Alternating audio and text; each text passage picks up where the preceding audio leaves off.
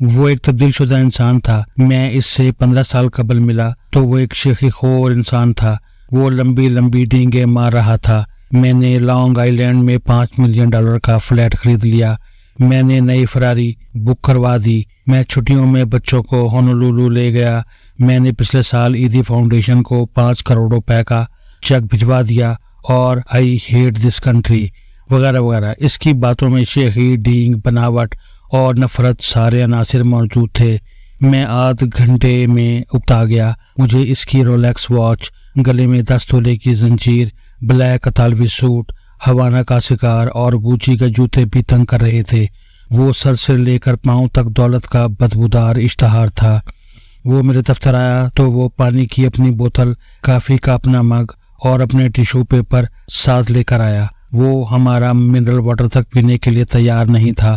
وہ ہاتھ ملانے کے بعد جیب میں ہاتھ ڈالتا تھا، ہاتھ باہر نکالتا تھا اور دونوں ہاتھ رگڑتا تھا۔ میں نے تھوڑا سا غور کیا تو پتہ چلا اس نے جیب میں جراثیم کش کیمیکل رکھا ہوا ہے۔ وہ ہاتھ ملانے کے بعد جیب میں ہاتھ ڈالتا تھا، کیمیکل کی ٹیوب دبا کر مواد لگاتا تھا اور ہاتھ باہر نکال کر دونوں ہاتھ رگڑتا تھا اور اپنے ہاتھ اجنبی جراثیموں سے محفوظ کر لیتا تھا۔ وہ میرے دفتر کو بھی ناپسندیدہ نظروں سے دیکھ رہا تھا۔ وہ آنکھیں چڑھا کر دائیں بائیں دیکھتا اور پھر برا سا منہ بناتا۔ وہ غیبت کا بھرا ہوا ڈرم بھی تھا۔ میں جس شخص کا نام لیتا تھا وہ اس کے خلاف مقدمے کھول کر بیٹھ جاتا تھا۔ میں جس مقام، جس شہر اور جس ملک کا تذکرہ کرتا تھا وہ اس کی منفی باتیں بیان کرنے لگتا۔ وہ اس سے مزاح سے بھی آری تھا۔ میں نے اسے جو بھی لطیفہ سنایا اس نے برا سا منہ بنا کر مجھے شرمندہ کر دیا۔ میں آدھے گھنٹے میں اس سے اکتا گیا۔ قدرت کا غیبی ہاتھ آیا۔ اس کا گولڈ پلیٹڈ موبائل فون بجا۔ وہ فون اٹھا کر کونے میں گیا اور فون ختم ہوتے ہی افراتفری میں میرے دفتر سے نکل گیا۔ میں نے چھت کی طرف منہ اٹھا کر اللہ تعالیٰ کا شکر ادا کیا۔ وہ چلا گیا، لیکن 15 سال ہمارا ای میل اور SMS پر رابطہ رہا۔ یہ رابطہ بھی عید، شبرات یا یوم آزادی پر مبارکباد اور شکریہ تک محدود تھا۔ مجھے بڑے عرصے بعد پتہ چلا مبارکباد کی یہ ای میلز بھی وہ نہیں بھجواتا تھا۔ اس نے اپنے لیپ ٹاپ میں مبارکباد کا سافٹ ویئر لگا رکھا تھا۔ یہ سافٹ ویئر فہرست میں موجود لوگوں کو خود بخود پیغام بھجوا دیتا تھا۔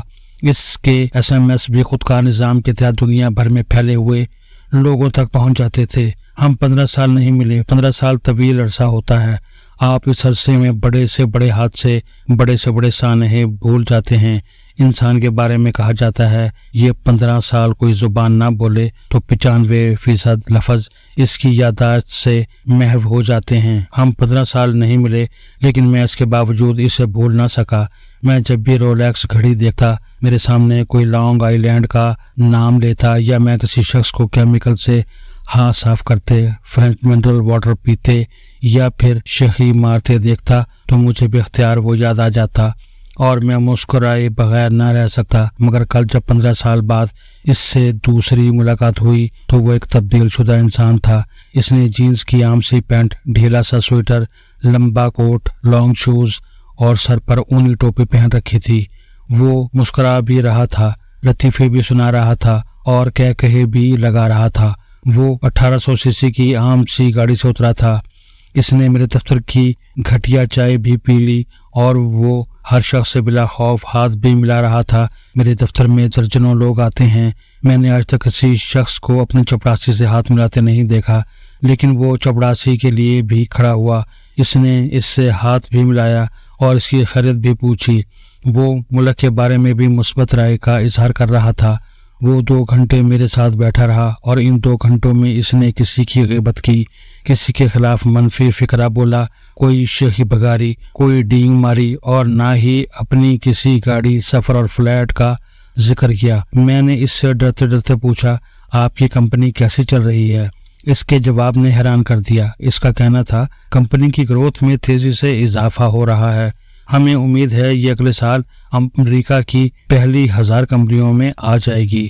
ہماری ملاقات کے دوران نماز کا وقت آیا تو وہ اٹھا، جائے نماز بچھائی اور نماز ادا کر کے واپس آ گیا۔ اس نے بتایا وہ دن میں 2 بار وضو کرتا ہے اور یہ 2 وضو پورا دن گزار دیتے ہیں۔ میں اس کایا پلٹ پر بہت حیران تھا۔ میں اپنی حیرت پر قابو نہ رکھ سکا تو میں نے اس کایا پلٹ کے بارے میں پوچھ لیا۔ وہ مسکرایا اور نرم آواز میں بولا، بھائی جاوید، یہ سب میری زندگی کے 10 دنوں کا کمال ہے۔ وہ 10 دن آئے اور انہوں نے حیات کا سارا پیٹرن بدل دیا۔ میں خاموشی سے سنتا رہا۔ وہ بولا، مجھے ایک دن ٹریڈ مل پر بھاگتے ہوئے پیٹ میں درد محسوس ہوا۔ میں ڈاکٹر کے پاس گیا۔ ڈاکٹر نے دوا دی لیکن مجھے آرام نہ آیا۔ میں اگلے دن اسپتال چلا گیا۔ ڈاکٹر نے معائنہ کیا، خون اور پیشاب کے نمونے لیے۔ یہ نمونے لیبارٹری بھجوا دیے۔ خون کے نمونوں کے نتائج آئے تو پاؤں کے نیچے سے زمین سرک گئی۔ میں لبلبے کے کینسر میں مبتلا تھا۔ میرے پاس زیادہ وقت نہیں تھا۔ میری آنکھوں کے سامنے اندھیرا آ گیا۔ میں اسپتال کے لان میں بینچ پر بیٹھ گیا اور حسرت سے دنیا کو دیکھنے لگا۔ زندگی کے پیچھے زندگی بھاگ رہی تھی مگر میں اداس تھا۔ میرے اندر گہرائی میں کوئی چیز ٹوٹ رہی تھی۔ مجھے محسوس ہوا میری رگوں میں لہو نہیں، کرچیاں ہیں، اور یہ کرچیاں دل کی ہر دھک کے ساتھ آگے سرک رہی ہیں۔ میں بینچ سے اٹھا، اپنا موبائل فون توڑا، بینک سے $50,000 نکلوائے، اپنا پرس، بیگ اور لیپ ٹاپ گاڑی میں رکھا، گاڑی گھر بھجوائی، ایئرپورٹ گیا اور ٹکٹ خرید کر فجی آئی لینڈ چلا گیا۔ میرا خیال تھا میرے پاس صرف 2 مہینے ہیں اور میں نے ان 2 مہینوں میں پوری زندگی گزارنی ہے۔ میں نے زندگی میں پہلی بار ٹینٹ خریدا اور میں یہ ٹینٹ لے کر جنگلوں میں نکل گیا۔ میں نے 4 دن جنگلوں، جھیلوں، آبشاروں اور سمندر کے اداس کناروں پر گزارے۔ میں اس کے بعد شہر کی رونق میں گم ہو گیا۔